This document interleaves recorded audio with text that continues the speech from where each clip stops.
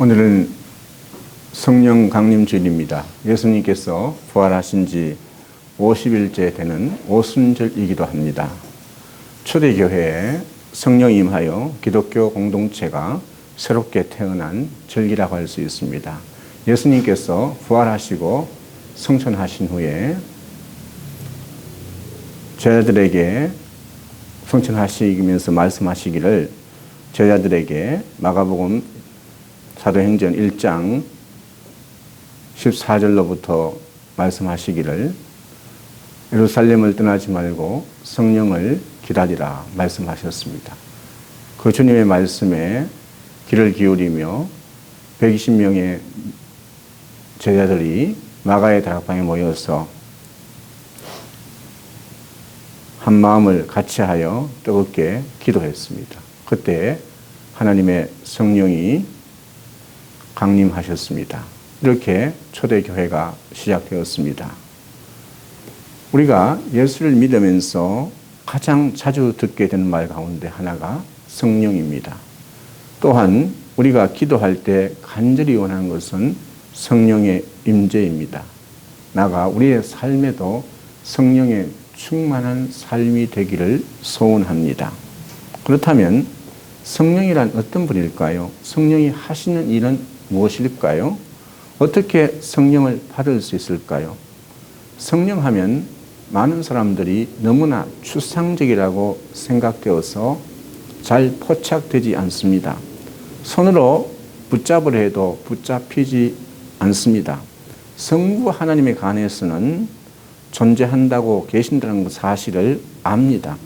성자 예수님에 관해서는 보다 구체적이어서 그분의 삶의 생애를 떠올리면 또 그 말씀대로 살아가면 예수님에 관해서는 우리가 느끼고 체험할 수가 있습니다. 그러나 성령에 대해서는 많은 사람들이 의아하게 하고 당황스럽게 합니다. 도대체 성령 충만하다는 말은 무슨 뜻인가? 짜릿한 영적인 혹은 감정적인 카타르시스를 경험하는 것일까? 성령 충만하는 가슴이 뜨거워지고 두근대는 것일까? 성령 충만한 나라는 존재는 사라지고 성령에게 사로잡히는 것일까? 그래서 내가 말하기 싫어도 내 입에서 방언이 쏟아져 나오는 것일까? 여러분, 성령은 어떤 분입니까? 성령은 삼일체 하나님이십니다. 성부 하나님, 성자 하나님, 성령의 하나님입니다. 성령은 인격적으로 다가오시며 우리의 모든 삶을 새롭게 하시고 시작하게 하는 영이십니다. 하나님의 영은 모든 것을 새롭게 시작하는 출발의 영입니다. 우리의 삶이 무너졌을 때, 다른 것을 기대할 수 없을 때 하나님의 성령을 통해 우리에게 다가오십니다. 그래서 다시 시작하십니다. 다시 새롭게 도전하고 나가라고 말씀하십니다. 주저앉아 있지 말라고 말씀하십니다. 네 생명이 남아있느냐? 내 눈이 지금 보고 있느냐? 네 귀가 듣고 있느냐? 내 손과 발이 움직이고 있느냐? 그렇다면 다시 시작하라고 말씀하십니다. 하나님의 영이 함께하면 생명의 역사, 생명의 기운, 창조의 역사, 하나님이 주시는 용기로 담대하게 일어설 수 있는 힘을 주시는 줄로 믿습니다. 그것을 우리에게 가르쳐 주십니다. 놀랍게도 성령은 하나님 창조 때도 창세기 1장 2절에 말씀하고 있습니다. 땅이 혼돈하고 공허하며 흑암이 깊음이 있고 하나님의 영은 수면 위에 운행하시니라 했습니다. 모든 것이 어둡고 혼돈스럽고 무질서한 상태였습니다. 그 가운데 하나님의 영이 임하셨고 하나님의 빛이 있으라 말씀하시니까 어두웠던 혼돈스러웠던 무질서했던 것이 질서 있는 삶으로 새로운 역사가 일어나고 성령의 창조의 영이 성령의 역사로 말미암아 모든 것들이 새롭게 열려지는 줄로 믿습니다. 또 새롭게 열려진 줄로 믿습니다. 성령은 변화의 영이며 조화의 영이며 모든 것을 새롭게 하시는 영입니다. 우리가 살다 보면 우리의 삶이 모든 게 흐트러질 때가 있습니다. 마음이 우울해질 때도 있고 슬플 때도 있습니다. 아무것도 하기 싫고 낙심될 때도 있습니다. 그때 어떻게 해야 되겠습니까? 성령님을 향해 부르짖으라는 것입니다. 성령님이시여, 내 마음을 만져주십시오. 내 마음을 채워주십시오. 내게 임하옵소서.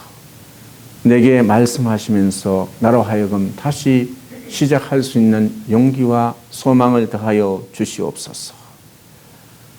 다시 시작하게 하옵소서. 한 마음을 품고 사모하는 심령에게는 성령의 역사는 오늘도 우리와 동행하는 줄로 믿습니다. 성령은 하나님의 사람들에게 찾아오시고 임재하시며 우리의 삶에 간섭하시는 줄 믿습니다. 내 속에서 나를 억눌렸던 모든 것에서 벗어나게 하시는 분이 바로 성령님이십니다. 오늘 본문은 인간을 구원하기 위해 이 땅에 오신 예수님과 죽음과 부활 및 성천의 결과로 이루어진 성령님에 대하여 말씀하고 있습니다. 성령 강림은 예수 그리스도를 통해 인간을 구원하시려는 하나님의 구원 사역의 완결판입니다.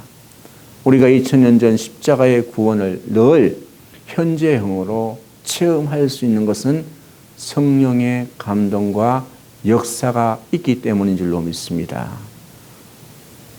처음 교회가 탄생하던 날 성령님께서 강림하시던 그날의 모습이 우리가 함께 읽은 사도행전 2장 1절에서 4절 말씀입니다.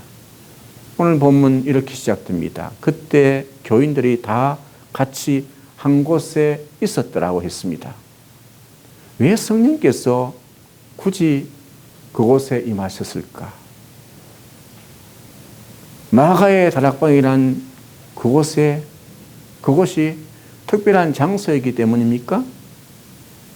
굳이 왜 임하셨을까? 거기에. 여기에 우리말로는 같이라고 되어 있지만 이 원문의 원문의 뜻은 이 같이라는 뜻이 한 마음을 품고라는 의미입니다. 따라서 본문이 강조하는 것은 초대 교인들이 한 곳에 모였다는 것도 중요하지만 그것을 넘어서 모두 한 마음을 지니고 있었다는 겁니다. 그리고 그들이 지니고 있었던 한 마음이란 구체적으로 어떤 마음일까요? 예수님께서 성천하시며 약속하신 성령님을 사모하고 기다리는 마음인 줄로 믿습니다. 사도행전 1장 4절에 보면 예수께서 사도들과 함께 잡수실 때 그들에게 이렇게 부탁을 하셨습니다. 분부를 하셨습니다. 너희는 예루살렘을 떠나지 말고 내게서 들은 아버지의 약속을 기다리라 했습니다. 이 말씀에 순종하여 1장 14절에 보면 마음을 같이하여 오로지 한 마음으로 기도에 힘썼다고 되어 있습니다. 거기에 모인 숫자가 120명이라고 말씀하고 있습니다. 여러분, 오순절을 맞이해서 예루살렘의 온 거리마다 인파가 넘쳐나고 있습니다. 주님의 말씀을 쫓아 성령님을 온전히 대망하며 기도하는 마음을 지닌 사람들은 초대교회 교인들 뿐이었을 겁니다. 세상 그 누구도 아닌 성령님만을 바라는 그들의 마음에, 낮고 낮은 마음에 사모하는 심령에게 성령님께서 강림하셨다는 것은 당연한 것입니다. 오늘 2장 2절에 보면 그때에 하늘로부터 급하고 강한 바람이 불기 시작했다고 했습니다. 소리가 나더니 그들이 앉아있는 온 집안을 가득 채웠다고 했습니다. 그때에 오순절 성령 강림 사건은 이것은 인간의 의지나 계획과는 전혀 상관없습니다. 어디로부터? 하늘로부터 하나님의 때가 되어서 하나님에 의해서 이루어진 하나님의 역사적인 사건이라는 것을 정확하게 표현해 주고 있습니다. 본문은 이 땅에 오신 성령님이 땅에서 올라오거나 옆에서 임재하신 것이 아니라 하늘로부터 내려오셨음을 밝힘으로써 성령 강림 사건이 하나님께서 인간을 위해 하늘에서 일방적으로 내려주신 은총의 사건임을 우리에게 말씀으로 확인시켜 주고 있습니다. 이처럼 구원과 은총은 언제나 하늘로부터 위로부터 주어지는 역사인 줄로 믿습니다. 그렇다면 여러분, 믿음이란 높은 데를 지향하는 것임을 깨닫게 됩니다. 다시 말해 우리의 중심이 위로 하나님 계시는 하늘로 향하는 것이 믿음의 사람들의 모습인 줄 믿습니다. 그래서 골로새서 3장 1절 2절 말씀에 보면 그러므로 여러분이 그리스도와 함께 살려주심을 받았으면 위에 있는 것들을 추구하십시오. 거기에는 그리스도께서 하나님 오른쪽 우편에 앉아 계십니다 했습니다. 3장 2절 보면 골로새서 3장 2절 보면 여러분 땅에 있는 것들을 생각하지 말고 위에 있는 것들을 생각하십시오 말씀하고 있습니다. 사랑하는 성도 여러분, 참된 신앙생활이란 위를 쳐다보고 위의 것을 구하고 위의 것을 생각하고 위의 것을 이 땅에서 실천하는 것입니다. 위를 향하지 않고는 아예 신앙생활 자체가 불가능한 것입니다.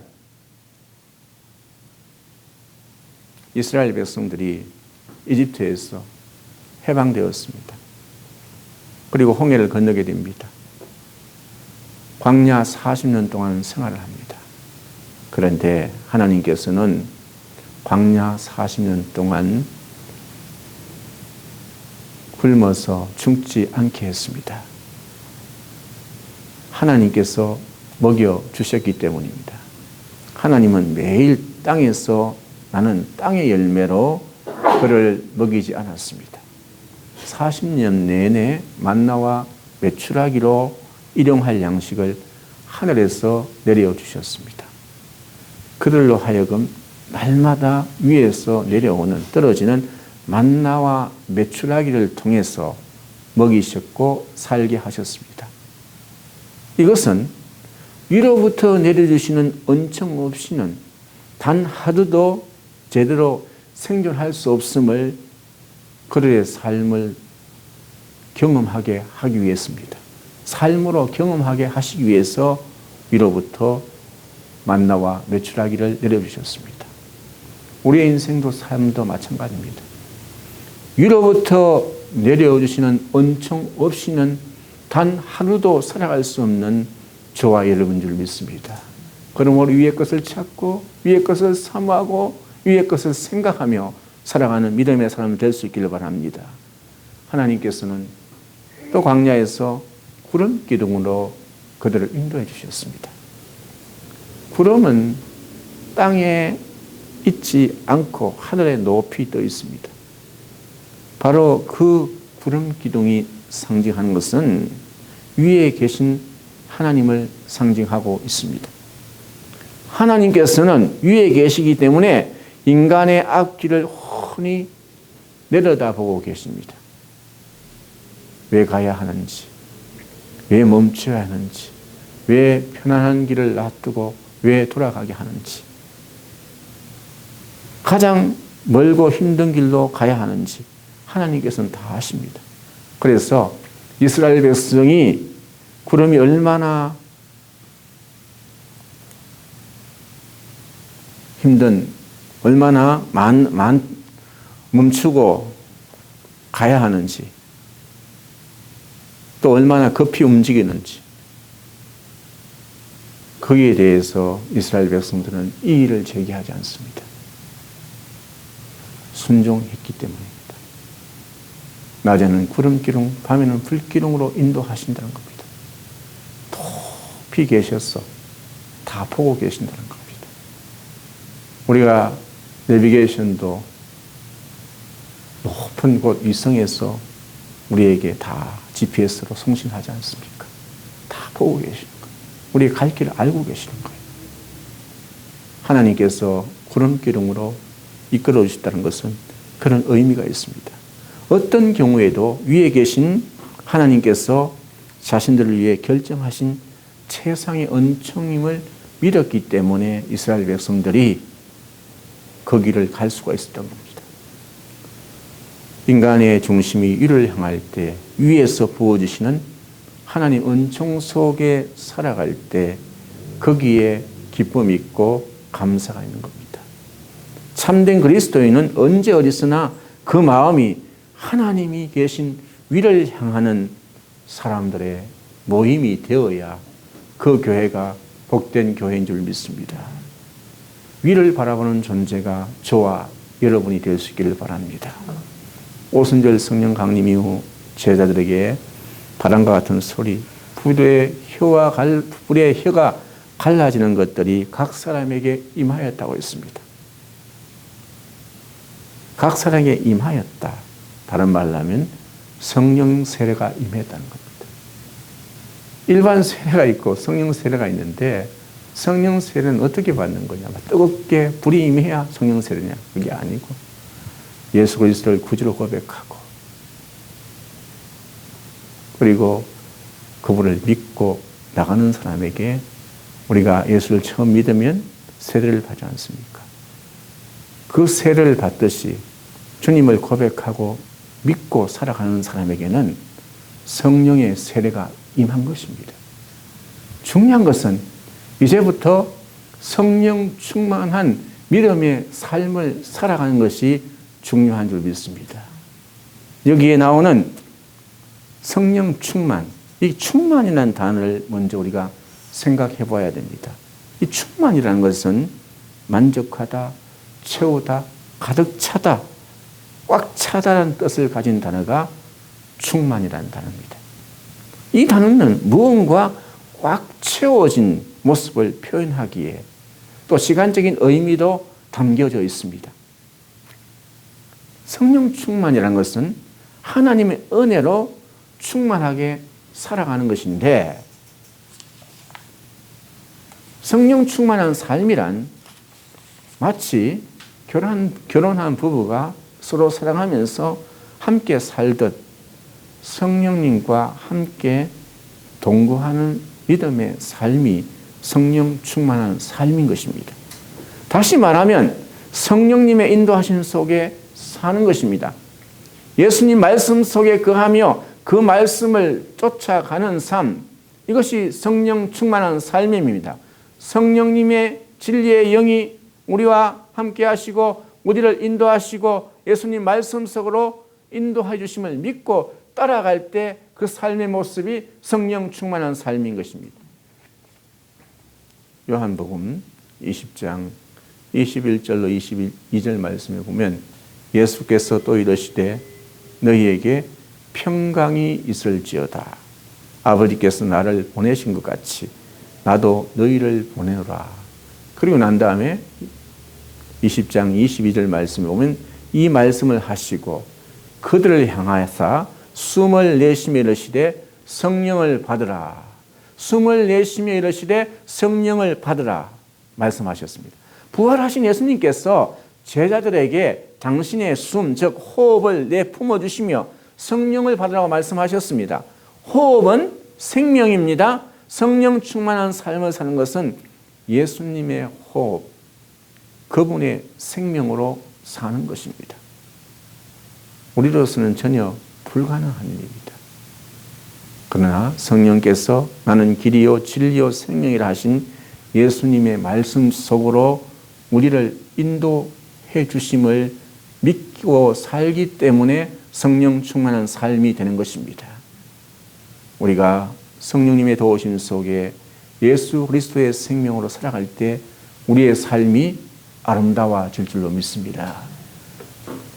사랑하는 성도 여러분, 기독교인은 우리 믿음의 사람은 현재를 삽니다. 또 그 현재를 예수 그리스도와 함께 사는 것입니다. 예수님은 우리의 소망이요 생명이요 치유자이시자 회복자이십니다. 우리가 주님 앞에 나와 예배드리면 그분을 나의 구주로 고백합니다. 그리고 이렇게 간구합니다. 하나님, 내 속에 억눌린 것이 있습니다. 내 속에 회색빛과 나를 절망하는 것이 있습니다. 내 마음 속에 슬픔이 있습니다. 내 속에 걱정과 근심이 나를 억누르고 있습니다. 주님, 이 어두움을 물려쳐 주시옵소서.